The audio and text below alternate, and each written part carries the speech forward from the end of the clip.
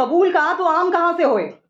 ये कहावत पाकिस्तान के ऊपर बिल्कुल सटीक बैठती है और वो इसलिए बैठती है क्योंकि कल ही ईरान के रेवोल्यूशनरी गार्ड्स ने पाकिस्तान के बलूचिस्तान प्रांत में ताबड़तोड़ कई अटैक कर दिए, एक बड़ी सर्जिकल स्ट्राइक कर दी, रॉकेट और ड्रोन से हमले कर दिए और ये टारगेटेड हमला था आतंकी संगठन जैश अल अदर के ठिकानों पर। इस हमले में 3 बच्चियां घायल हुई हैं गंभीर रूप से, जबकि 2 बच्चे की मौत हो गई है। लेकिन जैसा ही अटैक हुआ, पाकिस्तान तिलमिला गया, बौखला गया और आनन-फानन में एक स्टेटमेंट जारी कर दी और स्टेटमेंट जारी करने के बाद कहा कि ईरान बार-बार हमारे एयर स्पेस का वायलेशन कर रहा है, बार-बार हम पर अटैक कर रहा है और हमारे अटैक में कुछ लोग मारे गए हैं। कम से कम पाकिस्तान, अब की बार तो आपने सच कबूला।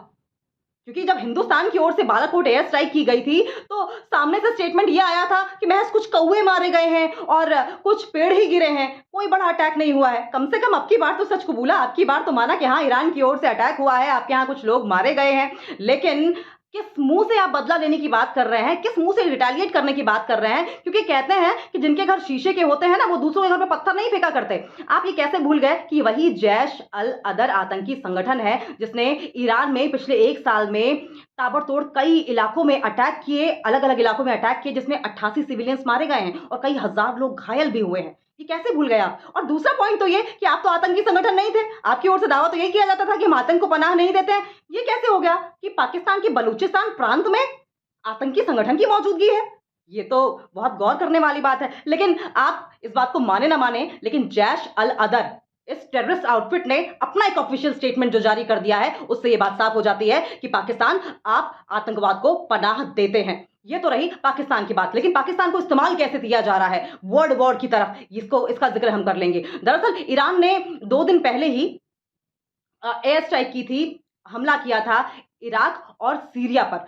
इराक पर इसलिए अटैक किया क्योंकि ईरान में जब जनरल सुलेमानी की डेथ एनिवर्सरी मनाई जा रही थी, वहां पर जब मजमा लगा हुआ था, जो लोग इकट्ठा हुए थे, उस पर आईएसआईएस द्वारा अटैक कर दिया गया था और ईरान का मानना यह था कि ये अटैक इराक में मौजूद आईएसआईएस के आतंकी ठिकानों ने ही करवाया है और इसीलिए उन आतंकी ठिकानों पर ईरान की ओर से अटैक किया गया। जबकि दूसरा अटैक किया गया था सीरिया में, और सीरिया में इसलिए अटैक किया गया था क्योंकि मानना यह था कि इजराइल की जो खुफिया एजेंसी है मोसाद, उसकी मौजूदगी वहां पर है, उसकी जो एजेंट्स है वो वहां पर मौजूद है और वहां से ऑपरेट कर रहे हैं। ये 2 जगहों पर अटैक किया गया। अब समझिए इस बात को कि मिडिल ईस्ट में पहले ही बहुत ज्यादा गर्मा-गर्मी बढ़ गई है। मिडिल ईस्ट की अगर बात करें तो सबसे पहले यमन का जिक्र करेंगे। यमन के चाहे हूती विद्रोही हो या फिर गाजा में हमास हो या फिर पैलेस्टाइन में, फिलिस्तीन में हिजबुल्लाह हो, इन सबकी जो चाबी है वो ईरान के पास है। और ऐसे में अब अमेरिका, जो सुपर पावर कंट्रीज है, वो डरी हुई है क्योंकि उन्हें खतरा सता रहा है वर्ल्ड वॉर होने का। और ऐसे में इस वर्ल्ड वॉर से कैसे निपटा जाएगा, इस बात का उन्हें लगातार डर सताने लगा है। और क्योंकि पाकिस्तान को तो अमेरिका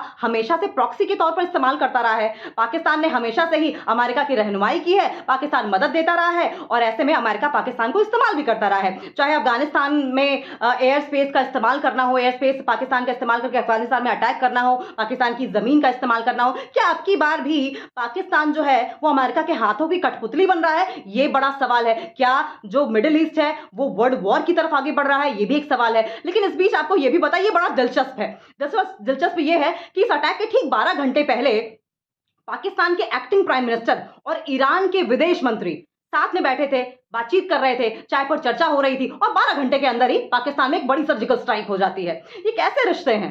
जिस थाली में आप लोग खा रहे हैं उसी थाली में छेद कर रहे हैं और फिर बात रहनुमाई की करते हैं। लेकिन पाकिस्तान ने ये जो गलती करी है, ये उसे भारी पड़ने वाली है।